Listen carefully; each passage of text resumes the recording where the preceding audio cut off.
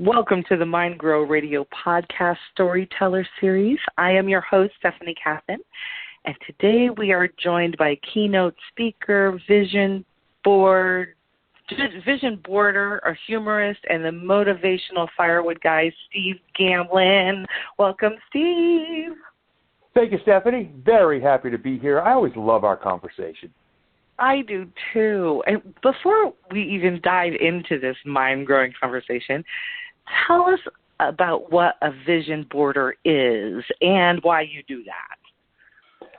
When I first heard of The Secret in the early 2000s, it's a 98-minute long DVD. There were 3 minutes of it that absolutely grabbed me. A gentleman named John Assaraf talking about vision boards.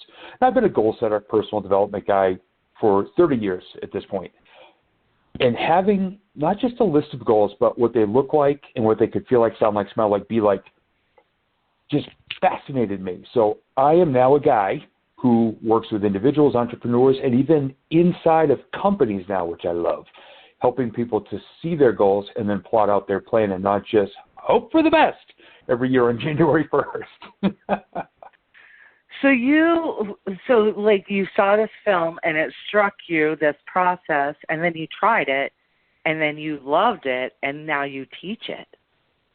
Yeah, in between tried it and loved it, where tried it, screwed it up royally, tried it, screwed it up a little bit less, tried it, started to get a little success, and then just kept journals of what was working.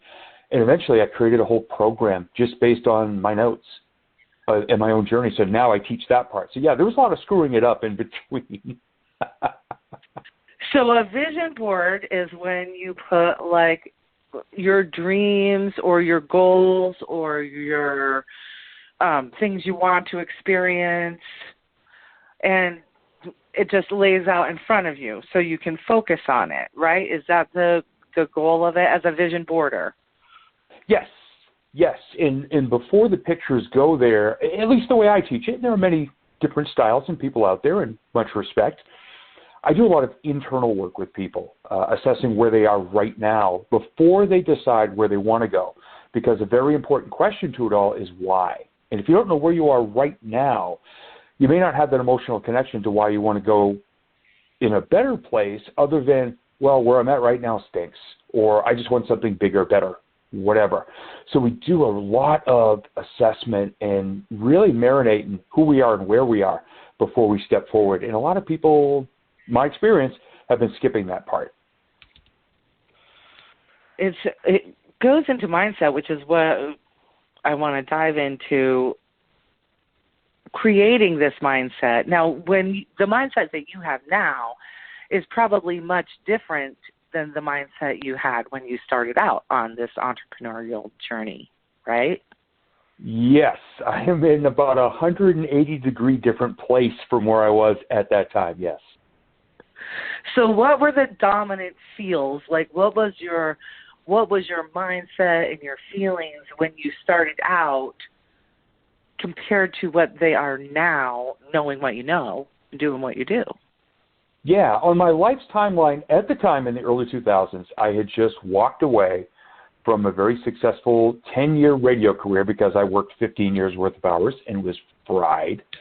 I had just gone through a divorce. My first marriage ended, and I was in extremely bad financial shape and just kind of had to crawl home and live with family, just busted in every part of my life. And that was when a wonderful life coach that I just started having conversations with suggested The Secret.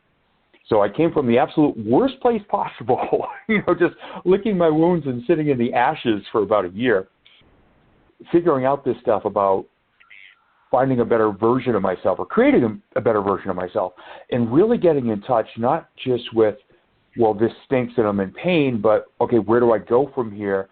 That doesn't just mean a river is kind of pushing me down with the current. Like, I want to start paddling and swimming and finding better shores.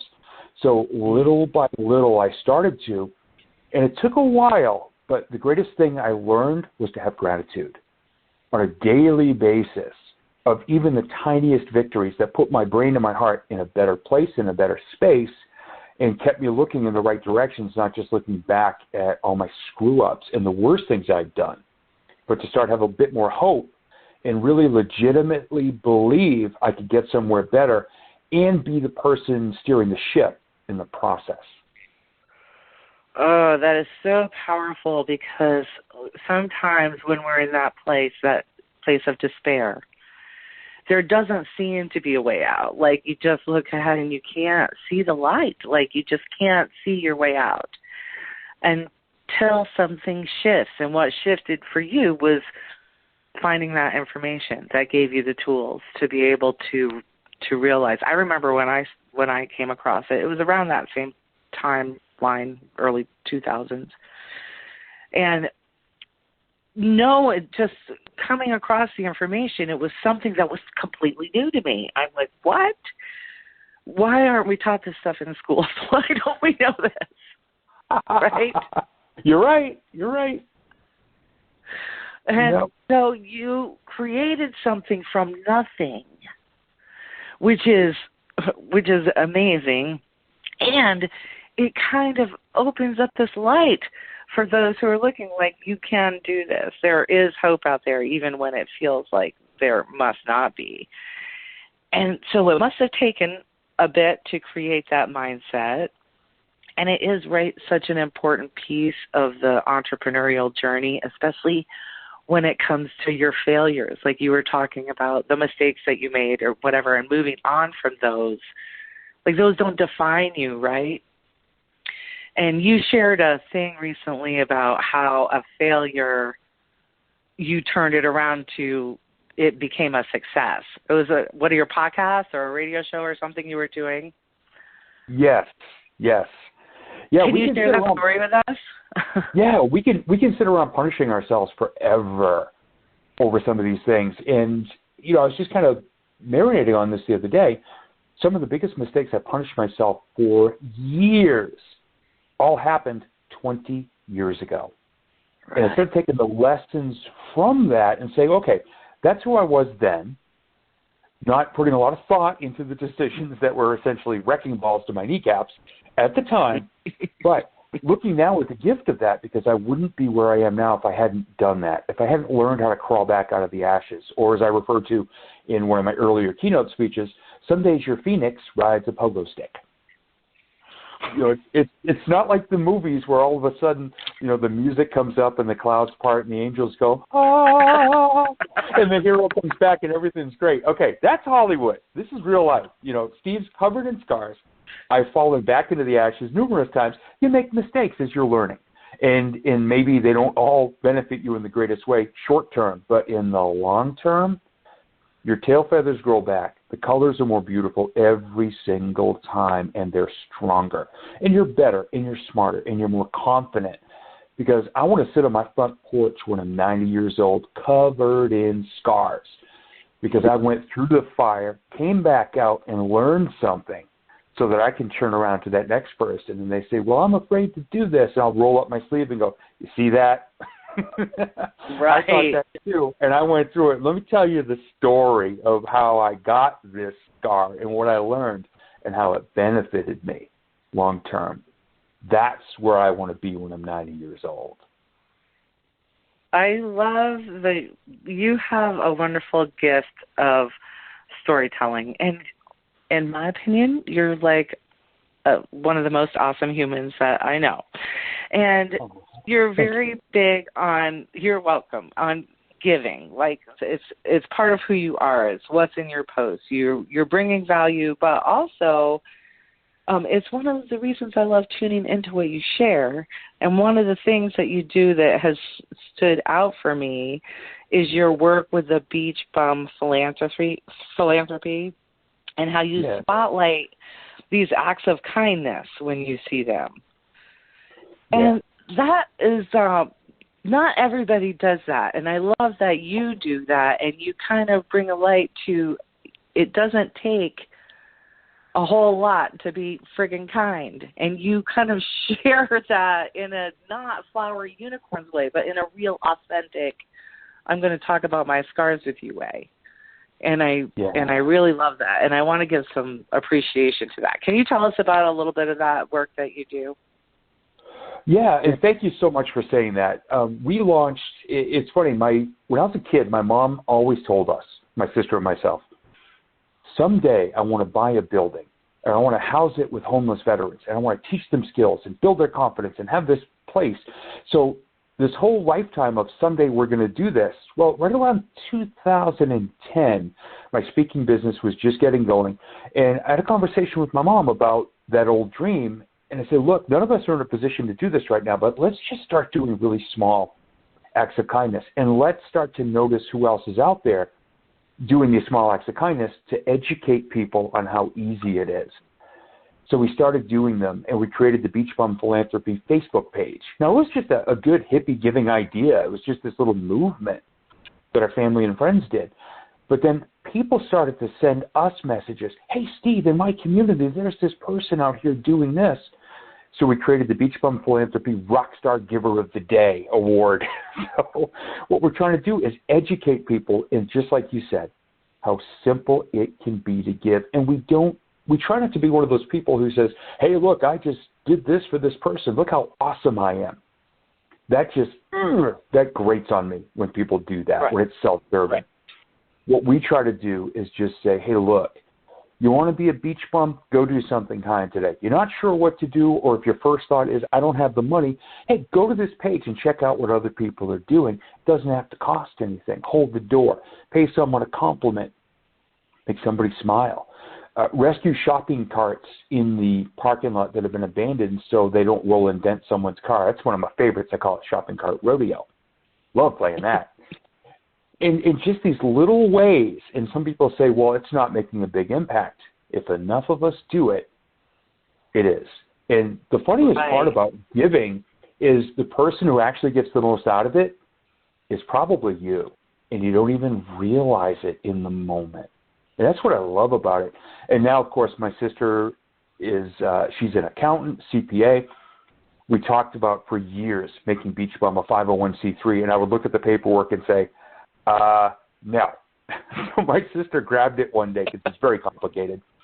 We are now officially, as of several months ago, an official 501c3 charitable organization, which is going to allow us to go after even bigger, donations and programs and projects, and maybe, just maybe, someday we'll buy that property. It'll be filled with homeless veterans, and we'll help them out. But in the meantime, we discovered one that's already doing it called Liberty House here near where we live, and we've been supporting them. So without that little mission, we never would have met them and been aware that this dream essentially has already come true. Now we get to be a part of it. Oh, that gives me goosebumps. That is just like, so it feels good to do good. It just does. Yeah. And people think they're going to lose something or that it costs something, and it really doesn't. You just have to be a good human. You just have to just be kind, and your kindness is paying off in helping so many people. You shared another story recently that it made me think of a quote, and I couldn't remember. You might even know who did the quote, which is, little hinges swing big doors. And I remember being at some seminar, and some speaker had said that, and I don't remember the speaker. I don't remember the original quote sayer, but I remember the words because they stuck. And when you were telling me, you said how you helped out a fellow speaker or something, just by you being nice to somebody and helping somebody out, it led to something amazing for you. Can you share that story a little? Sure. And I love that phrase. And I just tried to think of who it was, and I honestly can't think of it. But for me, a big part of what I do, especially with fellow speakers, is helping them to punch up their humor. I've got a background as a stand-up comedian, comedy writer, producer. And I saw a speaker, her name is Kelly Swanson. She is an amazing storyteller. And she put a post on Facebook talking about how she was thinking of doing, for one of her clients, some song parodies. And it happened to be a cheese company. So I reached out to her and I said, Kelly, I will help you write song parodies about cheese. And we spent about an hour together. And it was a blast. And I had so much fun. And it made my day. She reached out to somebody in the National Speakers Association and said, hey, you've got to talk to this guy, Steve Gamlin. And I think he should teach a seminar on humor, and coming up very soon, I'm on the NSA calendar teaching a webinar because I spent an hour or so one afternoon writing funny songs about cheese, and it already led to one again next year for a Tri-County National Speakers Association chapter. So, I don't get paid for that, and some people have said, well, tell them you want money. I don't want money. It's given me the amazing gift of exposure to my audience for potential future clients, and I'm just going to go in there and let it rip. And we're going to have so much fun. But it's just awesome. It was just a moment, opportunity to give, doing something I love to help out a friend whom I've never even met in person yet. And it led to all this already. The coolest thing is you didn't say, hey, I can help you out, buy my program, right? Yeah. You said, hey, I can help you out. You said, hey, I can help you. This will be fun. And you didn't do it to get something or to gain something. You just did it because that's who you are, and you're a helper. And through that, like, the rewards are just amazing and authentic and divine, and it's like growing my mind how things come together. And that's what made me think of that quote, is how little hinges swing big, humongous doors, and we don't even give those little hinges any credit, right? We don't even think about them. Right. And it's so, so true. Oh, actually, I just looked it up. Originally, W. Clement Stone said big doors and not small hinges. It just popped up on my computer screen, and just one of the legends, one of the people who I admire greatly, never realized it was him. But what a truth that is. Right? Right. Oh, so all of this stuff, this is like really feeling good stuff that you do. But are there ever times when you just want to give up, like you just are tired, or things might not be going just right, or you may have failed at something that you thought was going to be a major success? Like, are there moments when you just want to give up?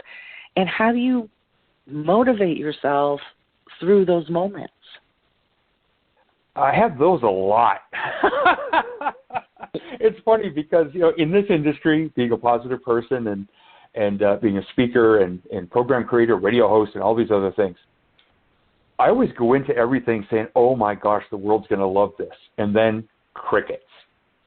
Now, you can just walk away and do something else or whatever. I just wake up every single day and I just be me.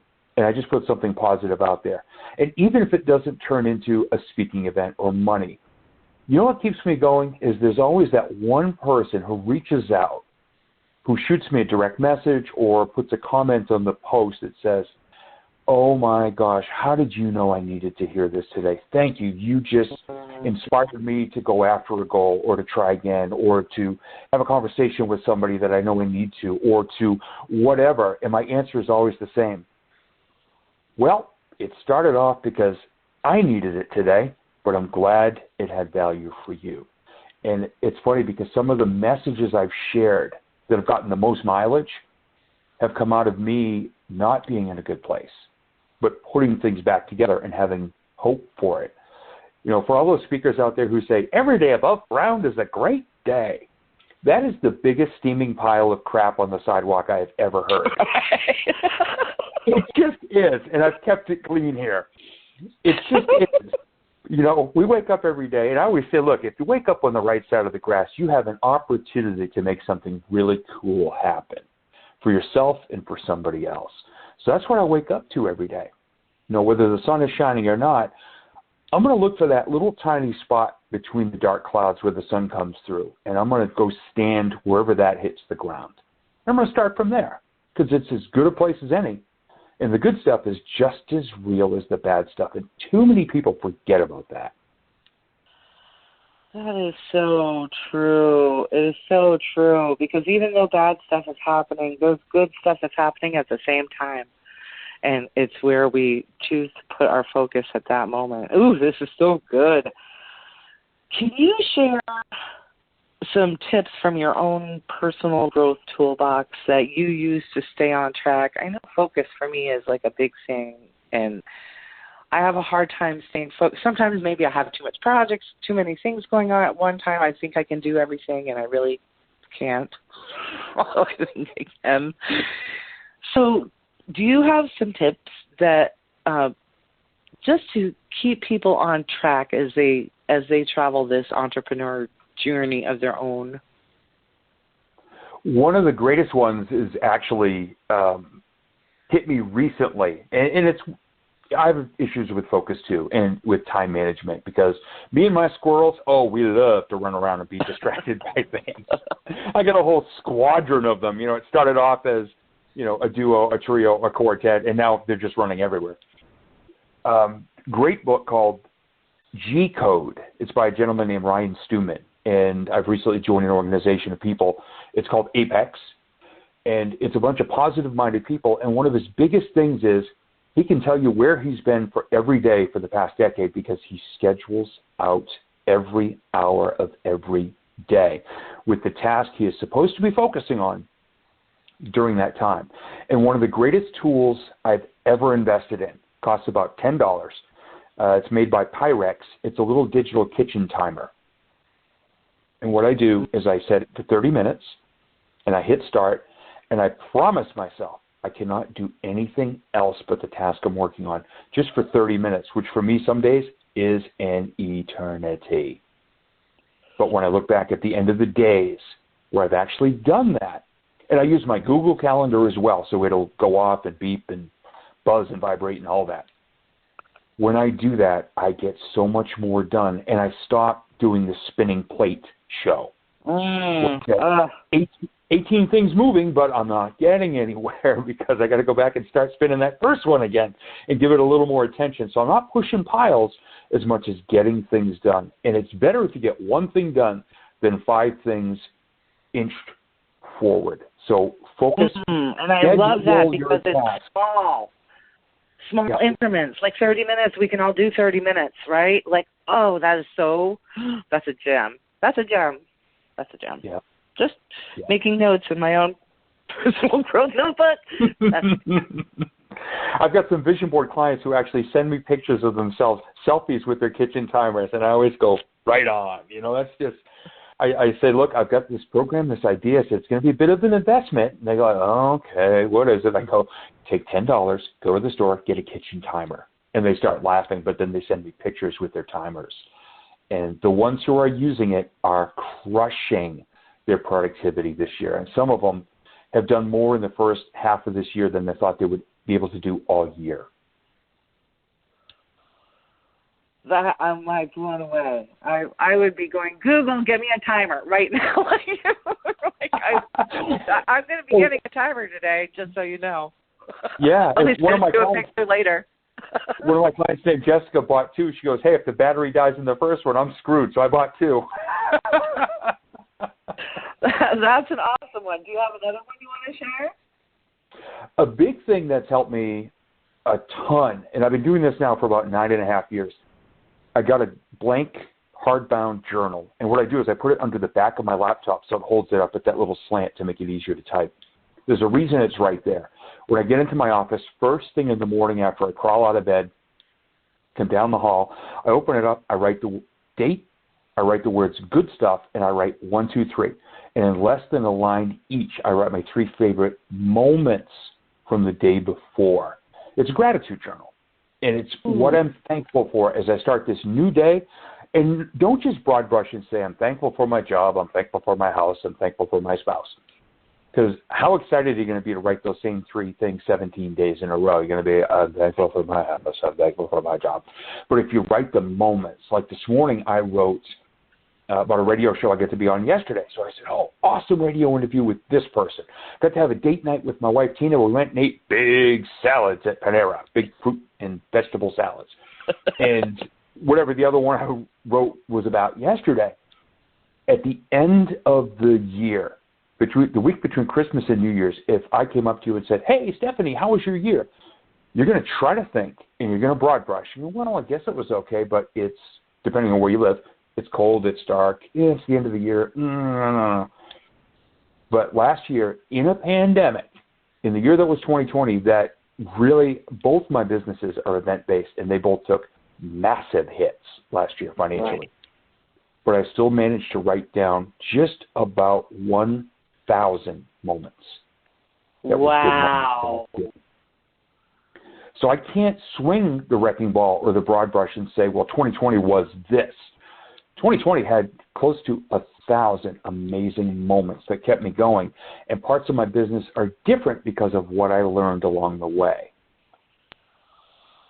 Wow, this has been a mind-growing conversation for sure. Oh, my gosh, so many nuggets today. Where can people go to learn more about you and what you do and connect with you and tune into that motivational firewood stuff you got going on? It's actually very easy, and you just said the words right there. It's motivationalfirewood.com. The Vision Board program is there. There's a free webinar there right on the main page for people that say, what's this visualization thing? I explain it to them there. So, yeah, it's all there, and about me as a speaker and testimonials, motivationalfirewood.com. That is just awesome. Oh, my gosh. Today has been amazing. And today's show has been brought to you by CBD BioCare, the brand you can trust. If you want to try a free sample, head over to stephaniekathan.com/hemp. Check out the free CBD offer I've got for you over there.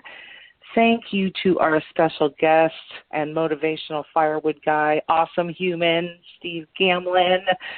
Today's conversation has just been awesome. Please go over to motivationalfirewood.com and check out what he's got for you. You'll be so glad that you tuned into him. I just love his stuff. I love your vibe. I love the energy you put out. I love the things that you do. And I so love that you are in my world, man. I'm so thankful for you. Thank you to our listeners for hanging out with us today on the MindGrow Radio podcast. I am your host, Stephanie Kathan, and until we meet again, keep shining in your brilliance. Bye-bye, everybody. Thank you, Steve, for joining us today. Love you, man. Thank you, Stephanie. Love you, too.